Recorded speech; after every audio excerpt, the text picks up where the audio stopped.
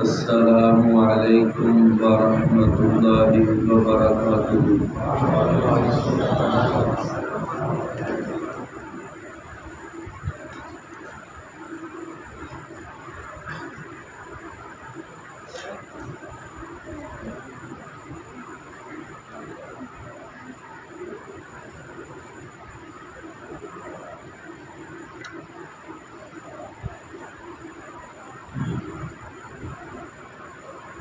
آج ہم انشاءاللہ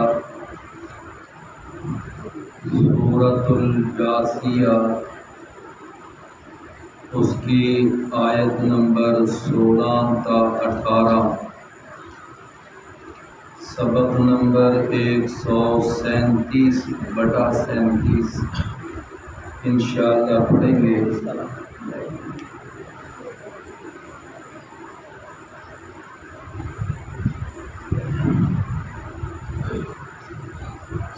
صفحہ نمبر 47 ہے۔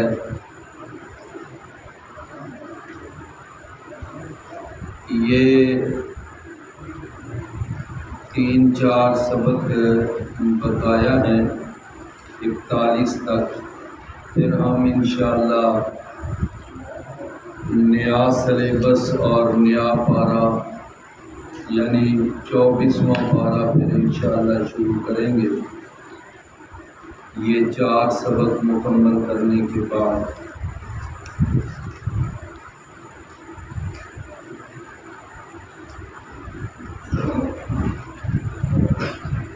اعوذ باللہ السمیع العلیم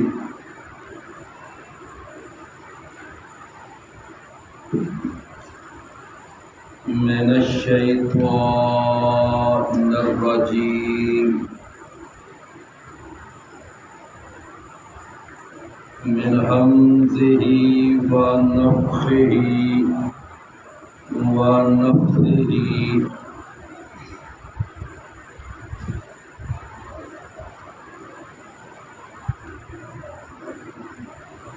وَلَقَدْ آتَيْنَا بَنِي إِسْرَائِيلَ الْكِتَابَ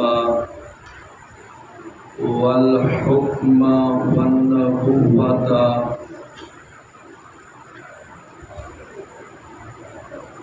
وَرَزَقْنَاهُم مِّنَ الطَّيِّبَاتِ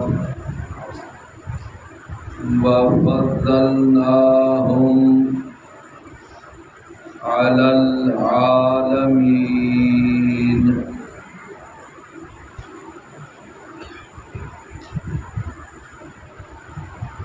وَلَقَدْ آتَيْنَا بَنِي إِسْرَائِيلَ، اور یقیناً تحقیق ہم نے عطا کی بنی اسرائیل کو الکتاب کتاب، والحکم اور حکم ہم نے عطا کیا،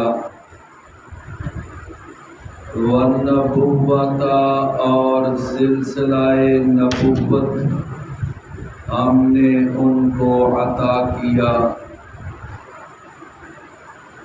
وَرَزَقْنَاهُم مِّنَ الطَّيِّبَاتِ اور ہم نے رزق دیا ان کو پاکیزہ چیزوں میں سے، وَفَضَّلْنَاهُمْ عَلَى الْعَالَمِينَ اور ہم نے فضیلت عطا کی ان کو جہانوں پر۔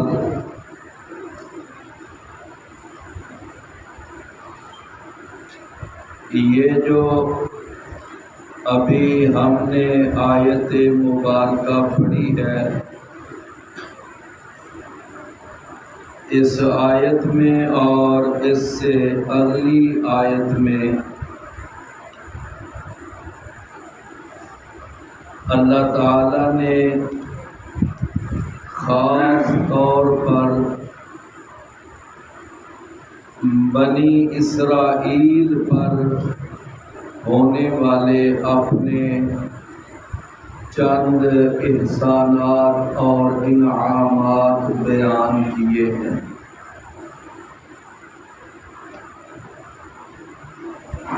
یہ جو پچھلا جو ہمارا سبق تھا،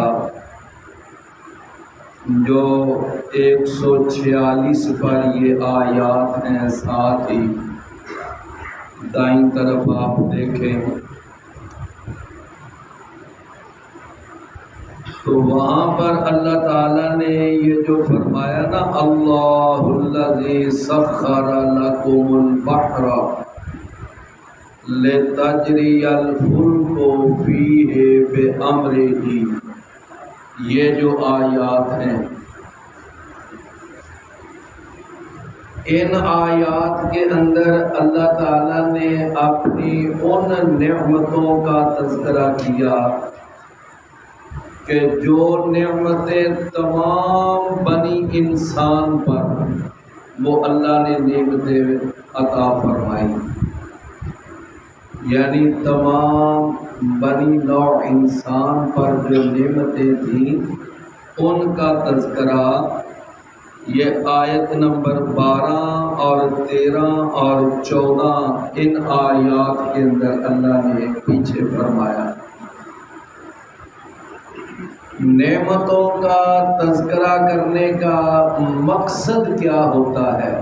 جہاں بھی اللہ تعالیٰ اپنی نعمتوں کا تذکرہ فرماتے ہیں، مقصد یہ ہوتا ہے تاکہ یہ میرے بندے ان نعمتوں کو یاد کر کے ان کو پہچان کر تو اللہ کا شکر ادا کریں، اور اللہ کے شکر کا جو کم از کم تقاضا ہے وہ یہ ہے کہ وہ اللہ کی نافرمانی نہ کرے۔ کم از کم تقاضا اس شکر کا کیا ہے کہ انسان اللہ کی نافرمانی تو نہ کرے۔ جیسے اللہ نے تمہیں اتنی نعمتیں عطا کی ہیں تو اب انسان اس منعم حقیقی کے انعامات اور احسانات سے فائدہ بھی اٹھائے اور پھر اس کی حکم عقولی بھی کرے اور اس کے سامنے سرکشی بھی کرے اور اس کی نافرمانیاں بھی کرے، تو یہ کوئی بات بنتی نہیں نا۔ تو جب ہم اللہ کی نعمتیں استعمال کریں تو پھر ہمارا اس کا شکر ادا کرنے کا جو کم از کم تقاضا ہے وہ یہ ہے کہ ہم اللہ تعالیٰ کی نافرمانیاں نہ کریں۔ نافرمانیوں میں سے سب سے جو بڑی نافرمانیاں ہیں وہ ایک کفر ہے اور ایک شرک ہے۔ سب سے بڑی نافرمانیاں، اور یہ وہ نافرمانیاں ہیں کہ اگر کسی کی موت کفر اور شرک پر آ جاتی ہے تو اس کے لیے بخشش اور مغفرت کا سلسلہ ہی ختم۔ تو اللہ تعالیٰ نے ان آیات کے اندر اپنی ان نعمتوں کا تذکرہ کیا کہ جو نعمتیں تمام بنی نوع انسان پر تھیں، لیکن یہ جو آیات ہیں جو آج ہم پڑھ رہے ہیں ان کے اندر ان نعمتوں کا تذکرہ ہے جو اللہ نے بطور خاص بنی اسرائیل پر انعامات دی۔ یعنی اب جو انعامات ہیں وہ تمام بنی نوع انسان والے انعامات نہیں، بلکہ کون سے انعامات اور احسانات جو اللہ نے بنی اسرائیل پر انعامات بیان کی۔ اللہ تعالیٰ نے ان کے اوپر اپنے انعامات کا تذکرہ فرماتے ہوئے سب سے پہلا انعام اللہ نے یہ بیان کیا کہ وَلَقَدْ آتَيْنَا بَنِي إِسْرَائِيلَ الْكِتَابَ، اور یقیناً تحقیق ہم نے بنی اسرائیل کو کتاب عطا کی۔ اچھا، اب یہاں پر جو لفظ کتاب ہے نا، الکتاب، یہاں سے ایک کتاب مراد نہیں، بلکہ یہاں الکتاب بطور اسم جنس یہاں پر استعمال ہوا ہے۔ اور یہ بات میں کئی اپنے اسباق میں اور دروس میں بیان کرتا ہوں کہ جہاں پر ایک لفظ بطور اسم جنس استعمال ہو تو وہ ہوتا بطور واحد استعمال ہے، لیکن اس سے مراد ایک چیز نہیں ہوتی، اس سے مراد یعنی وہ تمام جنس مراد ہوتی ہے۔ مراد کیا ہوتی ہے؟ پوری جنس مراد ہوتی ہے۔ اور اس کی بڑی ایک سادہ مثال ہمارے اساتذہ ہمیں سمجھانے کے لیے دیا کرتے تھے کہ جب ہم کبھی یہ بات کہتے ہیں نا جی منڈی میں آلو کا کیا ریٹ ہے، تو اس سے مراد ایک آلو نہیں ہوتا، بلکہ آلو کی جنس مراد ہوتی ہے۔ تو اللہ تعالیٰ نے فرمایا کہ ہم نے بنی اسرائیل کو کتاب عطا کی، مطلب ہم نے کئی کتابیں ہم نے ان کو عطا کی، اور ان میں سے زیادہ جو معروف ہیں، جو مشہور ہیں، وہ 3 کتابیں ہیں۔ ایک تورات جو اللہ نے موسیٰ علیہ السلام کو عطا کی، اور جس کو لینے کے لیے موسیٰ علیہ السلام اپنے ساتھ 70 افراد لے کر کوہ طور پر گئے، اور وہاں سے وہ تورات کی تختیاں لے کر آئے، اور پیچھے اپنے جناب ہارون علیہ السلام کو اپنا نائب، اپنا قائم مقام بنا کر گئے۔ تو یہ تورات جو ہے یہ طور پہاڑ سے جناب موسیٰ علیہ السلام لے کر گئے۔ اور دوسری ان کی جو مشہور کتاب ہے بنی اسرائیل کو جو دی گئی وہ ہے انجیل، اور یہ انجیل وہ کتاب ہے جو جناب عیسیٰ علیہ السلام کو اللہ نے عطا کی۔ اور اس کے بعد جو تیسری کتاب ہے ان کی مشہور کتاب وہ ہے زبور، جو اللہ نے داؤد علیہ السلام کو عطا کی۔ تو اس کا یہ معنی بھی بالکل نہیں ہے کہ یہ صرف 3 کتابیں، بھائی یہ 3 کتابیں وہ ہیں جو بنی اسرائیل کو ملنے والی معروف کتابیں ہیں، اور جن کا تذکرہ ہمارے قرآن کے اندر بھی موجود ہے، لیکن ان کے کتنے انبیاء کو کتنی کتابیں ملی یہ اللہ ہی بہتر جانتا ہے۔ میری بات سمجھے نا؟ اب آپ یہ دیکھیں کہ قرآن مجید کے اندر جو انبیاء کے نام بیان ہوئے ہیں وہ زیادہ سے زیادہ کتنے ہیں؟ 25 انبیاء۔ کتنے؟ 25 انبیاء۔ لیکن کیا خیال ہے کہ صرف اللہ کے 25 انبیاء تھے؟ نہیں، وہ جو مینا ہے نا، مینا جہاں پر جا کر وہ کنکریاں ماری جاتی ہیں حج کے موقع پر، آپ میں سے اکثر بھائی جنہوں نے حج کیا ہوا ہے سب نے وہ مینا کے اندر وہ جمرات دیکھے ہیں۔ ان کے بالکل پاس ہی نا مسجد الخیف ہے۔ یہ جو مسجد الخیف ہے نا، اس مسجد کے بارے میں رسول اللہ صلی اللہ علیہ وسلم نے فرمایا تھا کہ یہ وہ مسجد ہے جس میں 60,000 نبیوں نے نماز ادا کی۔ کتنے؟ 60,000 نبیوں نے اس مسجد میں نماز ادا کی۔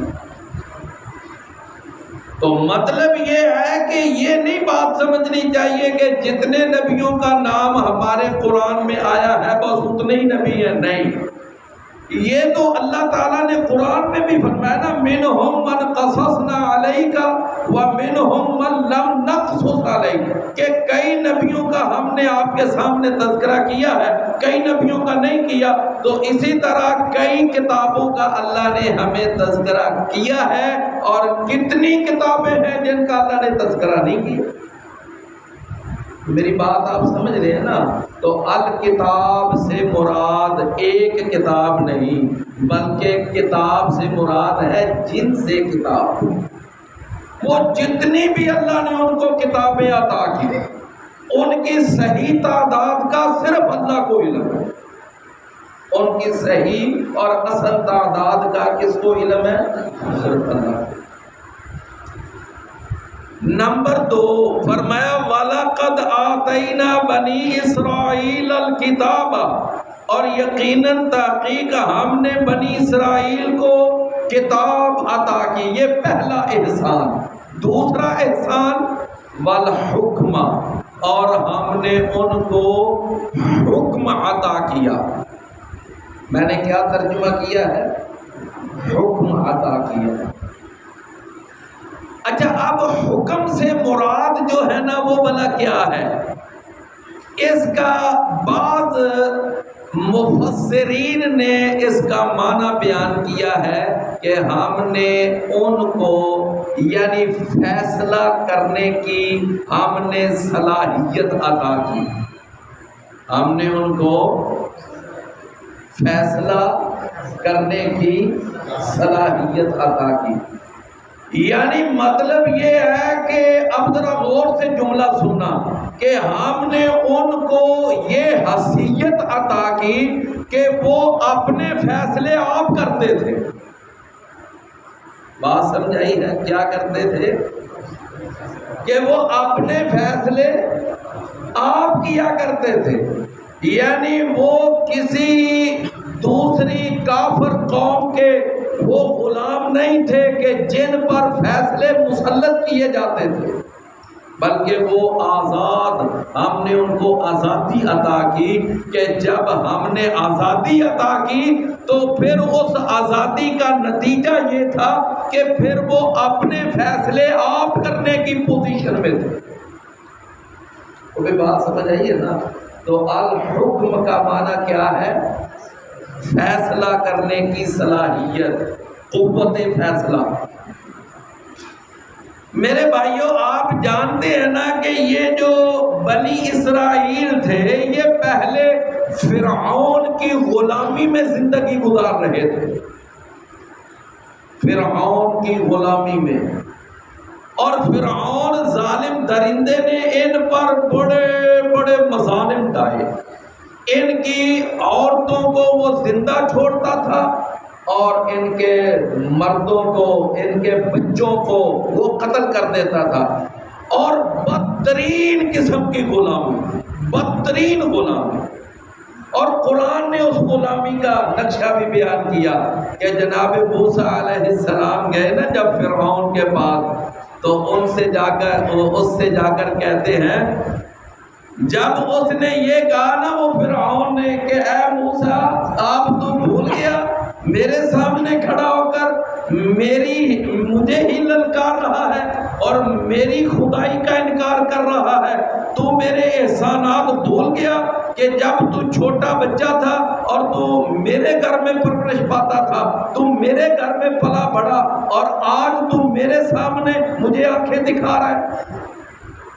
پتہ ہے نا جب موسیٰ علیہ السلام نے جا کر فرعون کو بھری مجلس کے اندر جا کر توحید کی دعوت دی تھی اور اس کو جا کر للکارا تھا، تو ان کے سامنے نہ ان کو جا کر کہنے لگے موسیٰ علیہ السلام کہ تو رب نہیں ہے، میں تجھے رب نہیں مانتا، رب وہ ہے جس نے آسمان اور زمین کو پیدا کیا۔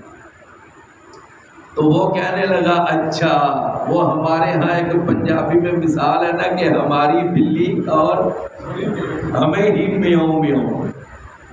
تو اس نے نا اس سینس میں یہ کہا کہ تو ہمارے گھر میں پلنے والا، ہمارا نمک کھانے والا، ہمارے ہاں پرورش پانے والا، اور آج تو میرے ہی سامنے کھڑا ہو کر تو میرے مقابلے میں باتیں کر رہا ہے۔ تو جناب موسیٰ علیہ السلام نے بڑا پیارا جواب دیا، کہنے لگے کہ تو اپنے احسانات نہ میرے اوپر جتلا، تو نے یہ میرے اوپر احسان کیا ہوا ہے کہ میری ساری قوم کو تو نے غلام بنا کے رکھا ہو، یہ تیرا میرے اوپر احسان ہے۔ تو بنی اسرائیل جو تھے یہ بدترین غلامی کے اندر مبتلا تھے، اور پھر جب اللہ تعالیٰ نے فرعون کو اور فرعونیوں کو اللہ نے بحر قلزم میں غرق کر دیا، اور پھر یہ جب موسیٰ علیہ السلام اور ان کی ساری قوم پھر جب یہ آزاد ہوئے اور اللہ نے ان کو آزادی کی نعمت عطا کی، تو اللہ نے قرآن میں بیان کیا، سورہ المائدہ اور 20 نمبر آیت ہے، اللہ نے فرمایا کہ جناب موسیٰ علیہ السلام نے پھر اپنی قوم کے سامنے یہ بات رکھی تھی، فرمانے لگے وَإِذْ قَالَ مُوسَىٰ لِقَوْمِهِ يَا قَوْمِ اذْكُرُوا نِعْمَةَ اللَّهِ عَلَيْكُمْ، کہ اے میری قوم ذرا اپنے رب کی نعمت کو یاد کرو کہ اللہ نے اِذْ جَعَلَ فِيكُمْ انبیاء، اللہ نے تمہارے اندر بڑے بڑے جلیل القدر انبیاء اللہ نے تمہارے اندر پیدا کیے، اور آگے فرمایا وَجَعَلَكُمْ مُلُوكًا، اور اللہ نے تمہیں بادشاہ بنایا، اللہ نے تمہیں کیا بنایا؟ یعنی اللہ نے تمہیں وہ غلامی والی زندگی سے نکال کر اب کیا بنایا؟ تمہیں بادشاہتیں اللہ نے عطا کی، تمہیں سلطنتیں اللہ نے عطا کی، تمہیں حکومتوں سے اللہ نے نوازا کہ اتنی کمال کی حکومت، بھلا جناب سلیمان علیہ السلام جیسی اتنی کمال کی حکومت دنیا میں کسی حکمران نے کی ہے؟ زبردست حکمران۔ وہ جو سلیمان علیہ السلام تھے وہ کن کے نبی تھے اور کن کے بادشاہ تھے؟ بنی اسرائیل میں سے، یعنی ایسی یعنی کمال کی حکومتیں اللہ نے بنی اسرائیل کو عطا کی۔ تو جناب موسیٰ علیہ السلام نے ان پر یہ بات واضح کی، فرمایا اذ جعل فیکم انبیاء، کہ اللہ نے تم میں سے نبی بنائے، جناب ابراہیم علیہ السلام، جناب اسحاق، جناب یعقوب، جناب یوسف، اور پھر ان کے بعد آگے نبی و رسولوں کی لائن۔ اور نمبر 2 وَجَعَلَكُمْ مَلُوكًا، اور اللہ نے تمہیں بادشاہ بنایا، تمہیں اللہ نے حکومتیں دی، اور ان حکومتوں کا نتیجہ کہ تم اپنے فیصلے آپ آزادی سے کرتے ہو، تمہارے اوپر فیصلے مسلط نہیں کیے جاتے۔ کیا خیال ہے؟ میرا خیال ہے میری یہ بات جب میں کر رہا ہوں تو آپ سمجھ رہے ہیں نا کہ آج جو ہمارے مسلم حکمران، یہ جو 57 یا 56 مسلم حکومتیں ہیں، کیا یہ اپنے فیصلے آپ کرتے ہیں؟ کیوں جی؟ کیا یہ اپنے فیصلے کرنے میں یہ آزاد ہیں یا ان کے اوپر فیصلے مسلط کیے جاتے ہیں؟ فیصلے مسلط کیے جاتے ہیں، یعنی جو پیچھے سے فیصلہ یعنی اقوام متحدہ کا یا باقی جو بین الاقوامی ادارے ہیں، یہ جنرل اسمبلی ہے، جو وہاں سے فیصلے آتے ہیں وہ، اور آج کل تو ہماری معاشی پالیسیاں بھی اپنی رہی ہیں، ہم جھگڑے ہوئے ہیں کن کے؟ IMF کے۔ تو مطلب یہ ہے کہ الحکم سے مراد کیا ہے؟ اللہ نے جو دوسری نعمت عطا کی نا بنی اسرائیل کو، وہ کیا تھی؟ الحکم، اور الحکم سے مراد کیا ہے؟ قوت فیصلہ، اور قوت فیصلہ سے آگے کیا مراد ہے؟ آزادی کی نعمت۔ کیا مراد ہے آگے؟ ہاں، بلکہ یہی وجہ ہے کہ بعض مفسرین نے یہاں مراد لیا ہے کہ الحکم سے مراد ہے فیصلہ، یعنی قوت فیصلہ، اور فیصلے آزادانہ وہ کرتے ہیں جن کو یعنی آزادیاں نصیب ہوتی ہیں اور وہ آزادی کی نعمت سے مالا مال ہوتے ہیں۔ تو لہذا یہاں سے معلوم ہوا کہ الحکم سے مراد آزادی کی نعمت ہے، کہ ہم نے تمہیں ایک کتاب عطا کی، اور نمبر 2 ہم نے تمہیں آزادی عطا کی، یعنی فرعون سے ہم نے کیا تمہیں دی؟ آزادی۔ فرمایا والنبوت، اور ہم نے تمہیں نبوت عطا فرمائی۔ نبوت، جناب ابراہیم علیہ السلام کے کتنے بیٹے تھے؟ ابراہیم علیہ السلام کے کتنے بیٹے تھے؟ دو بیٹے۔ بڑے بیٹے کا نام کیا تھا؟ جناب اسماعیل۔ اور چھوٹے بیٹے کا نام کیا تھا؟ جناب اسحاق۔ اچھا اب ذرا غور فرمانا کہ یہ دو بیٹے ہیں۔ اب ایک بیٹے سے آگے جتنی اولاد ہوئی، یعنی جناب اسحاق کا بیٹا یعقوب اور یعقوب کا بیٹا یوسف علیہ السلام، آگے جتنے انبیاء ہیں سارے جناب اسحاق کی لڑی میں سے۔ اور دوسرا بیٹا کون ہے؟ رسول اللہ صلی اللہ علیہ وسلم نے فرمایا کہ ادھر نہ، پھر یہ جو دوسرا بیٹا تھا نا اسماعیل، اس لڑی میں سے اللہ نے پھر سب سے آخر میں جا کر مجھے پیدا کیا۔ محمد کریم صلی اللہ علیہ وسلم کس لڑی میں سے ہے؟ اسماعیل علیہ السلام کی لڑی میں سے۔ تو مطلب یہ ہوا کہ اگر ہم غور سے دیکھیں تو نبیوں رسولوں کا یہ سارا سلسلہ یہ جناب یعنی اسرائیل ان کی لڑی میں سے نظر آ، صرف ایک آخری پیغمبر جناب محمد صلی اللہ علیہ وسلم وہ جناب اسماعیل کی لڑی میں سے ہیں، باقی سارے نبیوں کا سلسلہ وہ بنی اسرائیل میں سے۔ تو تیسری نعمت کیا بیان کی ہے؟ والنبوت۔ اور اس کے بعد چوتھی نعمت بیان فرمائی وَرَزَقْنَاهُم مِّنَ الطَّيِّبَاتِ، اور ہم نے تم کو رزق عطا کیا، کس سے بھلا؟ من الطیبات، پاکیزہ چیزوں میں سے ہم نے تمہیں رزق عطا کیا، پاکیزہ چیزوں میں سے۔ اچھا اب جو بنی اسرائیل کو پاکیزہ چیزوں میں سے رزق ملا، ان میں سے جو سب سے زیادہ معروف رزق ہے وہ من اور سلوہ ہے۔ سب سے معروف رزق کون سا ہے؟ من اور سلوہ۔ پتہ ہے نا، جب یہ سارے بنی اسرائیل آگے وادی سینین میں چلے گئے، اب وہاں پر جنگل، بیابان، صحرا، نہ وہاں پر کوئی بازار، نہ وہاں پر کوئی مارکیٹ، نہ وہاں پر کوئی سلسلہ۔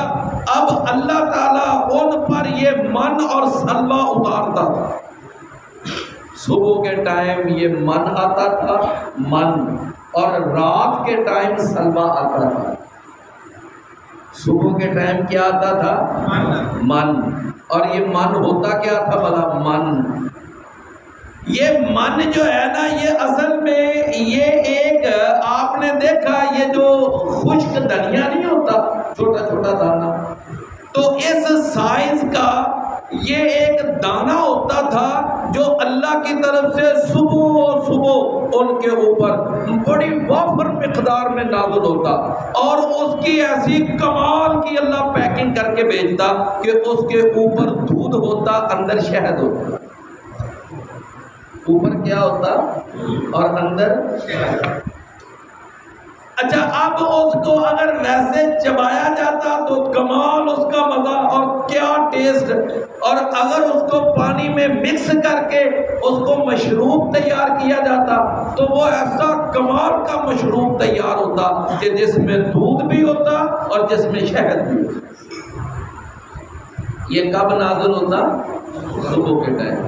اور رات کے ٹائم وہ ایک بٹیر نما پرندے آتے، بٹیر نما پرندے، اور وہ جناب آتے اور آ کر ان کے پاس ایسے نا یعنی ان کی اپنی تعداد لاکھوں میں تھی، تو وہ بھی آ کر نا اس طرح لاکھوں کی تعداد میں آ کر پاس بیٹھ جاتے، اور جب یہ جاتے اور ان کو پکڑتے تو وہ اڑتے نہیں تھے، بس پکڑتے اور اس کو جب اس کے اوپر سے کھال اتارتے تو بالکل ایسے جیسے روسٹ کیا ہوا یہ بٹیر ہوتا ہے، بالکل اس کے اندر نمک مرچ ہر چیز مکس اور جیسے تیار۔ آپ جاتے ہیں نا یہ ہوٹلوں کے اوپر تو ایسے بالکل آپ کے سامنے تیار لا کر رکھ دیتے ہیں ڈش۔ تو صبح کے ٹائم اللہ من اتارتا، رات کے ٹائم اللہ سلوہ اتارتا، صبح کے ٹائم سویٹ ڈش اور رات کے ٹائم نمکین ڈش۔ یہ من اور سلوہ یہ اللہ تعالیٰ ان کے اوپر اتارتا تھا، اور یہ تھا وَرَزَقْنَاهُم مِّنَ الطَّيِّبَاتِ۔ دوسرا اللہ نے جو ان کو رزق دیا، اچھا کیا رزق کے اندر صرف کھانا ہی ہوتا ہے، پینا نہیں ہوتا؟ پینا بھی تو رزق میں شامل ہے۔ تو اللہ نے پھر 12 چشمے جو ان کے لیے جاری فرمائے تھے کہ ایک لاٹھی جناب موسیٰ علیہ السلام نے ایک چٹان پہ ماری اور اس میں سے اللہ نے 12 چشمے جاری فرما دی۔ اضرب بعصاک الحجر فانفجرت منہ اثنتا عشرۃ عینا، 12 چشمے اللہ نے۔ تو یہ ہے وہ یعنی رزقناہم من الطیبات۔ اور تیسرا ایک اور رزق بھی اللہ نے بنی اسرائیل پر بیان کیا ہے، وہ پہلے پارے میں آتا ہے نا کہ انہوں نے خود اپنے نبی کے سے مطالبہ کیا تھا کہ ادع لنا ربک یخرج لنا مما تنبت الارض من بقلها وقثائها وفومها وعدسها وبصلها۔ یہ پہلے پارے میں آتا ہے کہ اے موسیٰ تو دعا کر ہمارے لیے کہ اللہ ہمیں یہ جو ہے نا سبزیاں یہ اللہ ہمیں عطا کرے، یہ جو دوسرا ہے نا قصہ یہ کھیرا، یہ کھیرے اللہ ہمیں، ککڑی اس کو کہتے ہیں پرانی اردو زبان میں، اور اس کے علاوہ یہ گندم یہ گیہوں یہ اللہ ہمیں عطا کرے، اور پھر یہ مسور اور پھر یہ پیاز وغیرہ، یہ چند ایک نام بطور مثال۔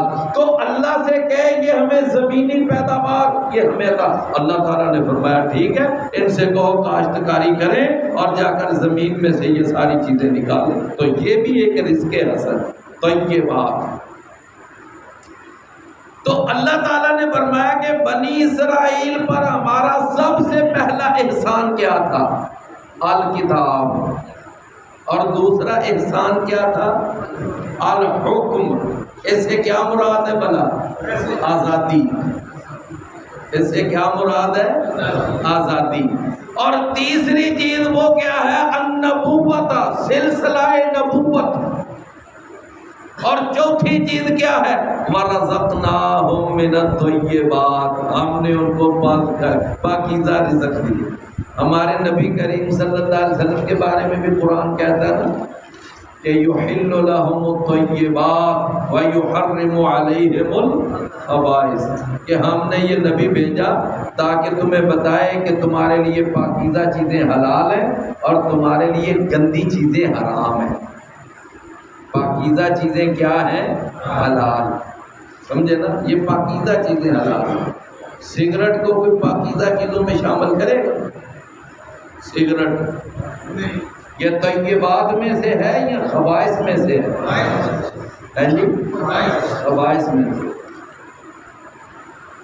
اور پھر حیرانگی ہوتی ہے ان لوگوں پر، کہتے ہیں نہیں جی نہیں کوئی مسئلہ نہیں، سگریٹ یہ حرام نہیں ہے۔ کیوں حرام نہیں ہے؟ دو ہی باتیں ہیں نا، یا تو یہ بتاؤ کہ یہ طیبات میں سے ہے، یا بتاؤ یہ خبائث میں سے ہے۔ اگر یہ طیبات میں سے ہے تو پھر حلال ہے، اور اگر یہ خبائث میں سے ہے تو پھر حرام ہے۔ فرمایا وَرَزَقْنَاهُم مِّنَ الطَّيِّبَاتِ، اور ہم نے ان کو رزق عطا کیا طیبات، پاکیزہ چیزوں میں سے۔ اور پانچواں اللہ نے جو انعام بیان کیا وہ کیا ہے؟ وَفَضَّلْنَاهُمْ عَلَى الْعَالَمِينَ، اور ہم نے ان کو فضیلت عطا فرمائی، ہم نے ان کو برتری عطا فرمائی۔ فرمایا عَلَى الْعَالَمِينَ، جہانوں پر۔ کن پر؟ اچھا اب یہاں جہانوں پر ان کو فضیلت عطا فرمائی، اس کا معنی یہ ہے کہ اپنے دور میں جب ان کا دور تھا تو اس دور میں یہ افضل العالمین تھے۔ میرا جملہ سمجھے ہیں؟ اپنے دور میں یہ کیا تھے؟ افضل العالمین۔ اچھا اس وقت واقعی دنیا کے اندر ان کے مقام اور مرتبے کی کوئی قوم نہیں تھی۔ اللہ نے ان کو دیکھے نا بادشاہتیں بھی عطا فرمائی، اللہ نے ان کو آزادیاں نصیب فرمائی، اللہ نے ان کو کتاب سے نوازا، پھر اللہ نے ان کو نبوتوں سے نوازا، اللہ نے ان کو رزق حسن سے نوازا، تو بھلا اتنی ساری نعمتیں حاصل کرنے والی قوم جو ہے وہ افضل العالمین نہیں ہوگی؟ وہ افضل العالمین تھے اپنے وقت میں، اپنے دور میں۔ لیکن آگے کیا ہوا؟ فرمایا کہ جب یہ قوم جو ہے نا، یہ بنی اسرائیل، جب تک یہ اپنے دین پر قائم رہے، اپنے نبی کی بتائی ہوئی تعلیمات پر کاربند رہے، اس وقت تک تو یہ افضل العالمین تھے۔ لیکن جب ان کے اندر شرک داخل ہونا شروع ہو گیا، ان کے اندر بدعات آنے لگ گئیں اور ان کے اندر خرافات پیدا ہونے لگ گئیں، اور ایک وقت یہ آ گیا کہ پھر یہ بنی اسرائیل جو ہے، ان میں سے جو یہودی تھے وہ 71 فرقوں کے اندر تقسیم ہو گئے، اور ان میں پھر جو عیسائی تھے وہ 72 فرقوں کے اندر تقسیم ہو گئے، یعنی تقسیم در تقسیم، تقسیم در تقسیم، یہ آگے کئی فرقوں میں آگے تقسیم ہوتے گئے۔ پہلے ایک فرقہ بنا، اس ایک فرقے میں سے آگے پھر کئی فرقے بنے، اور ان کئی فرقوں کے آگے پھر کئی فرقے بنتے چلے گئے، تو یہ لوگ جو تھے نا، یہ مختلف فرقوں میں تقسیم ہو کر بالآخر یہ گمراہی کی اتھاہ گہرائیوں کے اندر چلے گئے، اور جب یہ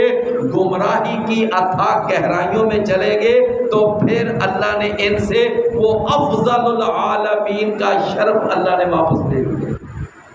میرا خیال بات سمجھ آ گئی ہے نا؟ اللہ نے پھر ان سے وہ افضل العالمین کا جو شرف تھا وہ کیا کیا؟ کیا کیا؟ واپس۔ کیوں واپس لے لیا؟ کہ تم اب اس اہل ہی نہیں ہو بھائی، اب تم اس اہل ہی نہیں رہے۔ ہم نے تو تمہیں افضل العالمین کا شرف اس لیے دیا تھا کہ تم نبوتوں کے وارث تھے، تم کتابوں کے وارث تھے، تم نے آسمانی ہدایت کا علم بلند کیا تھا، تو ہم نے تمہیں افضل العالمین بنایا تھا۔ لیکن اب جب تم وہ ساری چیزیں سے پشت پھینک چکے اور تم گمراہیوں کی اتھاہ گہرائیوں میں چلے گئے، تو اب پھر تمہارے پاس یہ شرف ہونا ہی نہیں چاہیے۔ میرے بات سمجھے نا میرے پیارے بھائیوں؟ پھر اللہ نے ان سے شرف لے کر اللہ نے یہ شرف افضل العالمین کا کن کو عطا کیا؟ پھر اللہ نے کن کو عطا کیا؟ مسلمانوں کو۔ اور قرآن کہتا ہے کہ فرمایا وَكُنْتُمْ خَيْرَ أُمَّةٍ أُخْرِجَتْ لِلنَّاسِ، تم سب سے بہترین امت ہو۔ اب اللہ نے وہ خیر امت کا جو شرف تھا، وہ جو اعزاز تھا، اللہ نے اب کن کو دے دیا؟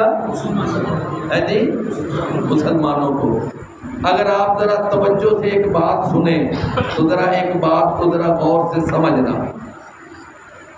اللہ تعالیٰ کے ہاں یہ جو یعنی افضلیت کا جو شرف ہے، یہ اللہ بتانا یہ چاہتا ہے کہ یہ کسی ایک نسل یا خاندان کے ساتھ خاص نہیں ہے، بلکہ اس کا اصل انحصار ایمان اور عمل پر ہے۔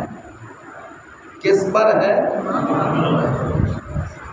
اس کا اصل جو انحصار ہے وہ کس پر ہے؟ ایمان اور عمل پر۔ یعنی اگر یہ ایمان اور عمل کی دولت بنی اسرائیل کے پاس تھی تو وہ افضل العالمین تھے۔ جب ان کے پاس نہ ایمان رہا نہ عمل صالح رہا تو پھر اللہ نے وہ شرف ان سے لے کر کن کو دے دیا؟ مسلمانوں کو، اب یہ خیر امت بن گئے۔ اور اللہ نے یہ بات بتائی کہ اے امت محمد خبردار، تم بھی اگر ایمان کی دولت پر قائم رہے اور عمل صالح پر قائم رہے تو یہ شرف تمہارے پاس رہے گا، اور اگر تم بھی ایمان کو چھوڑ بیٹھے، عمل صالح کو چھوڑ بیٹھے اور تم بھی شرک میں جا کر مبتلا ہو گئے، بدعات میں جا کر ڈوب گئے، خرافات میں ملوث ہو گئے اور تم گمراہیوں کا شکار ہو گئے، تو پھر یاد رکھنا ہم یہ خیر امت والا شرف تم سے بھی واپس لے لیں گے۔ کیونکہ میری بات سمجھ آئی نا؟ تو اللہ کے ہاں قبیلہ دیکھا جاتا ہے، خاندان دیکھا جاتا ہے، نسل دیکھی جاتی ہے، یا ایمان اور نیک عمل دیکھا جاتا ہے؟ بات سمجھ آ گئی نا؟ یہی وہ بات ہے جو میں آپ کو سمجھانا چاہتا ہوں۔ یعنی اللہ کے ہاں نہ قبیلہ میں یار ہے، نہ نسل میں یار ہے، نہ خاندان میں یار ہے، نہ کوئی وطن میں یار ہے، نہ وطن میں یار ہے۔ اللہ کے ہاں اگر معیار ہے تو وہ کیا ہے؟ ایمان اور عمل صالح۔ قرآن کہتا ہے ان اکرمکم عند اللہ اتقاکم، کہ تم میں سے سب سے زیادہ معزز وہ ہے جو سب سے زیادہ متقی ہے۔ بات سمجھ آئی نا؟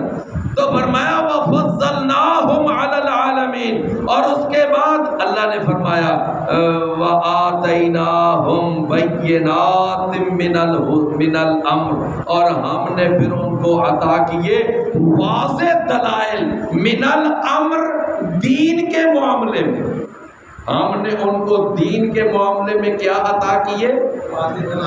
یعنی ہم نے واضح بتا دیا کہ لوگوں، اے بنی اسرائیل کے لوگوں، یہ شرک ہے، یہ توحید ہے، یہ سنت ہے، یہ بدعت ہے، یہ حق ہے، یہ باطل ہے، یہ حلال ہے، یہ حرام ہے، یہ جائز ہے، یہ ناجائز ہے، یہ صحیح راستہ ہے، یہ غلط راستہ ہے۔ یعنی ہم نے ان کے اوپر جو حق اور باطل کے دلائل تھے ہم نے بالکل واضح ان کو سمجھا دیا۔ وَآتَيْنَاهُمْ بَيِّنَاتٍ مِّنَ الْأَمْرِ، ہم نے ان کو دین کے معاملے میں واضح دلائل عطا کیے۔ فرمایا پھر کیا ہوا؟ فَمَا اخْتَلَفُوا، پھر انہوں نے نہیں اختلاف کیا۔ فرمایا إِلَّا مِن بَعْدِ مَا جَاءَهُمُ الْعِلْمُ، مگر اس کے بعد، توجہ سے ذرا ترجمہ سننا، مگر اس کے بعد کہ آ گیا ان کے پاس علم، اور علم سے مراد وحی کا علم۔ ان کے پاس کون سا علم آ گیا؟ وحی کا علم۔ تو وحی کا علم آ جانے کے بعد انہوں نے اختلاف۔ اس کا مطلب یہ ہوا کہ وہ جو بنی اسرائیل، وہ جو 71 یا 72 فرقوں میں تقسیم ہوئے تھے، تو ان کے فرقہ واریت کا اصل سبب وہ جہالت یا لا علمی نہیں تھا، بلکہ ان کی فرقہ واریت کا اصل سبب جو تھا وہ ایک ضد اور ہٹ درمی تھا۔ نہیں بات سمجھ آئی؟ یعنی یہ بات نہیں ہے کہ ان کو مسئلے کا نہیں پتا تھا یا ان کو وہ جانتے نہیں تھے، لا علمی کی وجہ سے وہ گمراہی میں شکار، نہ اللہ کہتے ہیں ان کے پاس علم آ چکا تھا، علم کے آنے کے بعد انہوں نے گمراہیوں کو یعنی کہ گلے لگایا اور وہ پھر فرقہ واریت کا شکار ہوئے۔ فرمایا الا من بعد ما جاءهم العلم بغیا بینہم، صرف آپس کی ضد کی وجہ سے، آپس کی ضد کی وجہ سے اور صرف ہٹ درمی کی وجہ سے۔ اچھا ایمانداری سے بتائیں، ایمانداری سے مسلمانوں میں جو فرقے بنے ہوئے ہیں، فرقے بنے ہوئے ہیں نا، تو کیا مسلمانوں کے اندر یہ جو فرقہ واریت ہے اور یہ جو فرقہ واریت کی لعنت ہے، کیا اس کا اصل سبب یہ ہے کہ آج اللہ تعالیٰ نے مسلمانوں کے سامنے حق اور باطل واضح نہیں کیا؟ ذرا غور سے بات سنیں بھائی، اللہ نے حق اور باطل واضح کرنے میں کوئی کسر چھوڑی ہے؟ قرآن پڑھ کے دیکھ لو، یعنی کوئی کسر نہیں چھوڑی اللہ تعالیٰ نے حق کو اور باطل کو واضح کرنے میں. ہر چیز اللہ نے کھول کھول کر بیان کی کہ لوگوں یہ شرک ہے، یہ توحید ہے، یہ سنت ہے، یہ بدعت ہے، یہ حرام ہے، یہ حلال ہے. ہر چیز اللہ نے واضح کی. لیکن اس کے باوجود دیکھ لو کتنے مسلمانوں میں فرقے بنے ہوئے ہیں اور ایک دوسرے کو ساری کافر کہہ رہے ہیں. وہ کہتے ہیں تم کافر ہو، وہ کہتے ہیں تم کافر ہو، وہ کہتے ہیں تم کافر ہو، وہ کہتے ہیں تم گمراہ ہو، وہ کہتے ہیں تم گمراہ ہو. ہے نا؟ اچھا، نبی صلی اللہ علیہ وسلم نے کمال نشانی بتائی.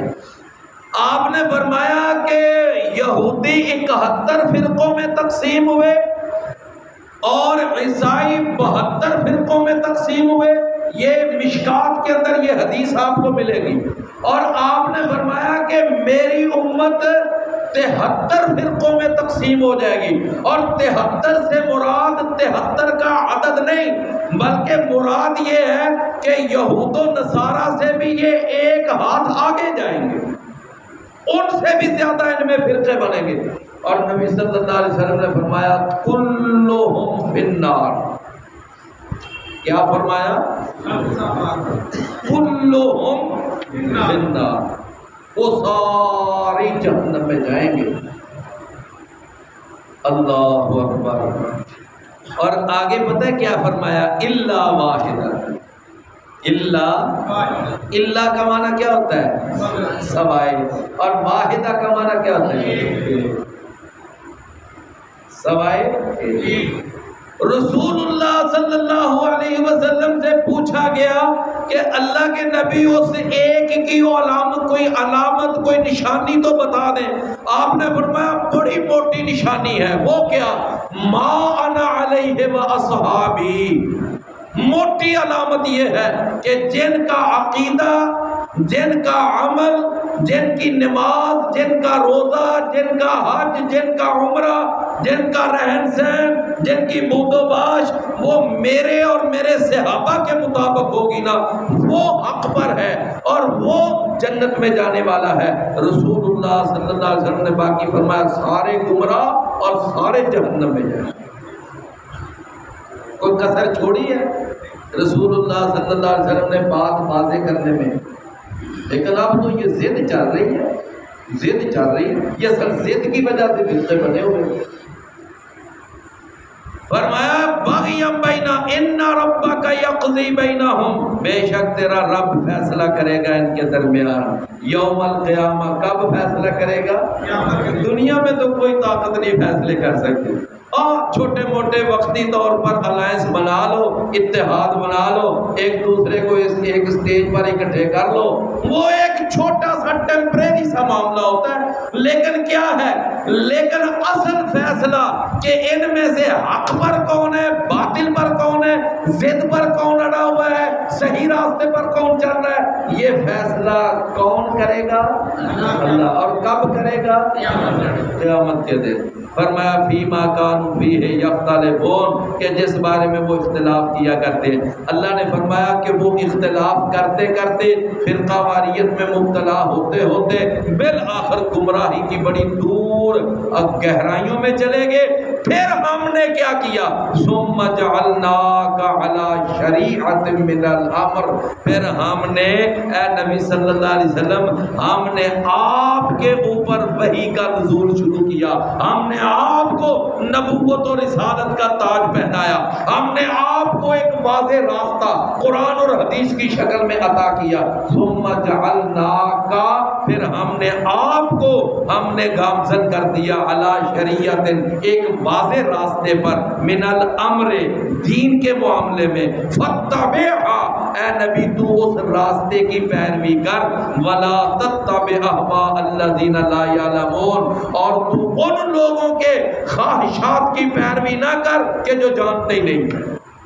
جو کون ہے؟ لا یعلمون.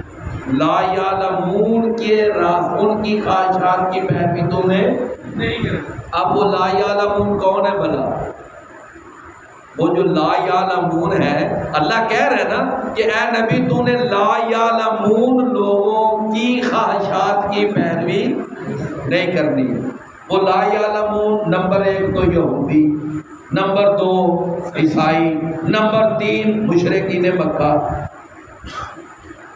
یعنی جتنے کافر ہیں یا تو وہ علم وحی سے لا علم ہے، یا اگر علم ہے بھی تو بے عمل ہے۔ تو جو بے عمل ہو وہ یعنی لا علم ہی کی طرح ہوتا ہے، وہ بھی تو ایک جاہل ہوتا ہے۔ تو فرمایا اے نبی آپ نے لا یعلمون کی خواہشات کی پیروی نہیں کرنی۔ اللہ تعالیٰ عمل کی توفیق عطا فرمائے۔ اچھا بھائیو، ایک بات چھوٹی سی، ماشاءاللہ اللہ تعالیٰ نے ان آیات کے اندر